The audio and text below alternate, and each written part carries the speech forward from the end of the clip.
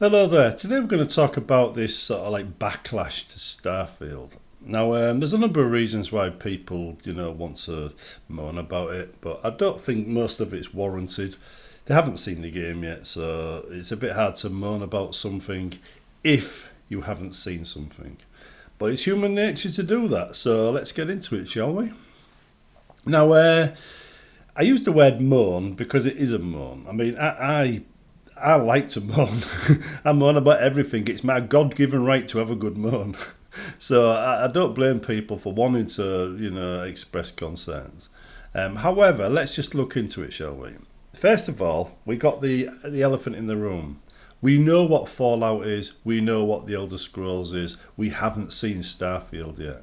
So there's naturally some concerns there about how good it'll be. Will it be the same as the rest? Will it be what we like? Or will it be something entirely different that everybody hates? We all have certain expectations, after all, when it comes to Bethesda.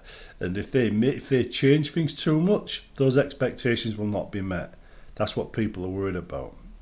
Now, I've seen a lot of videos out there this week, actually, that go on about, the criticisms and stuff that is going on online about Starfield, from frame rates to accessibility to other things like that.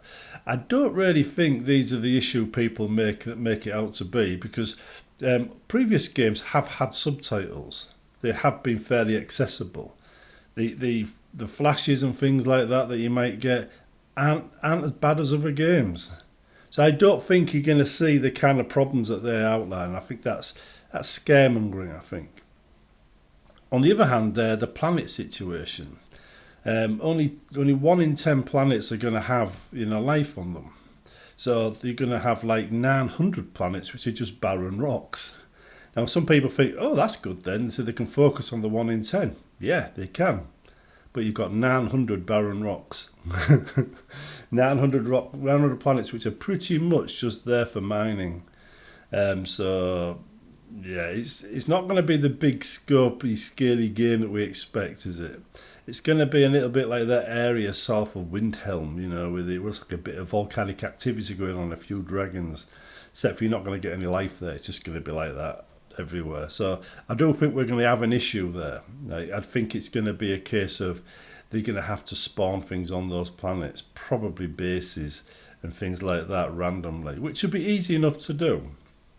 And we've talked about this in procedurally generated worlds, and it shouldn't be difficult to do. And I think that's what they'll have to do to make the game interesting. Otherwise, they've just got 900 barren rocks.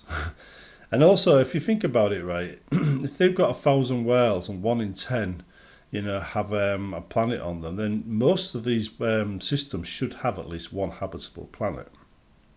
Or not most, maybe, but a fair number of them. So it shouldn't be too bad. You'd have one planet which is being served by all the other barren rocks around it, which means the system should be fairly self-contained with mining capabilities throughout the system. You might even find you're looking for systems with certain minerals and things before you build a base in that area. For example, suppose something needs a certain mineral, say gold, in order to make something, and you want an outpost to produce that item. Then you're not going to put it in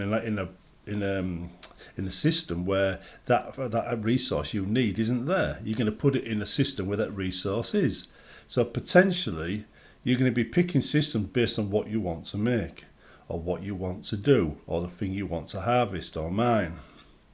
And having one habitable planet in the area is going to be a major bonus, so that would narrow it down. Suddenly you're looking at these Goldilocks zones where you've got a habitable planet and the right resources, and hopefully these will be a bit random and they won't be the same in every game. Otherwise you just go to the same planet, man, the same thing. Jobs are good in every game. The thing I'd be concerned about more than anything else is the intro, the start of the game.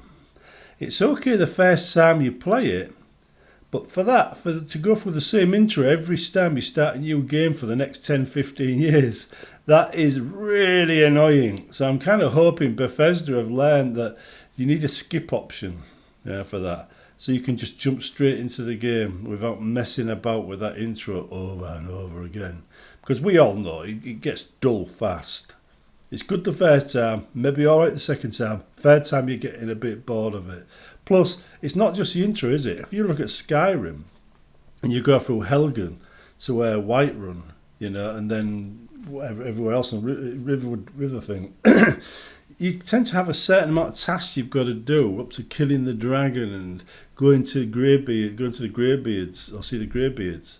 After that, the game opens up, but you've got to do all that before the game does open up. And in Fallout, you've got to take the survivors back to Sanctuary before the game starts to open up. And it's things like that. These are the kind of things you need a skip option for. So you can just get into the game without messing about with the thing you always have to do. Especially if you've played it more than once. That's what I'd be worried about. And I don't think we're going to get away with it this time either. I think this time they're going to do exactly the same thing they did last time. And that is have an intro where you wake up in a mine, unconscious, having experienced some alien artifacts, side effects. Then you go to see Constellation who hear about it, and then you're sent on missions all over the place. And I think that bit there is the introduction to the game. That's what I think based on what we've talked about. I don't think we're getting away with it this time either. Anyway, it says the hype and things like that is going to get worse.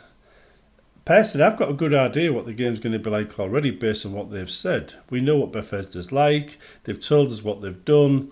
It's not hard to draw conclusions, and the conclusions are probably going to be right unless Bethesda suddenly do something completely out of character, and I don't think they ever will.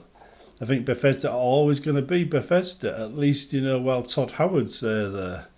If somebody replaces Todd Howard, then it might change. But while Todd Howard's there, Bethesda are going to be the same old Bethesda we know and love, and there's certain predictions that you can count on that come with that, and I don't see that changing.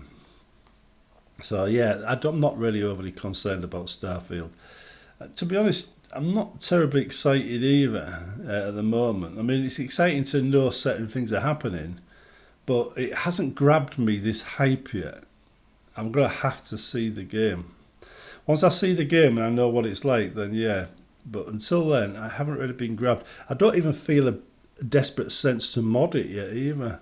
So I don't know what's going on there, but as soon as we see the game, then we know what's going on. Things will start popping into my head and I'll start having ideas. Until then, though, it's just a wait and see game. See you in the next one.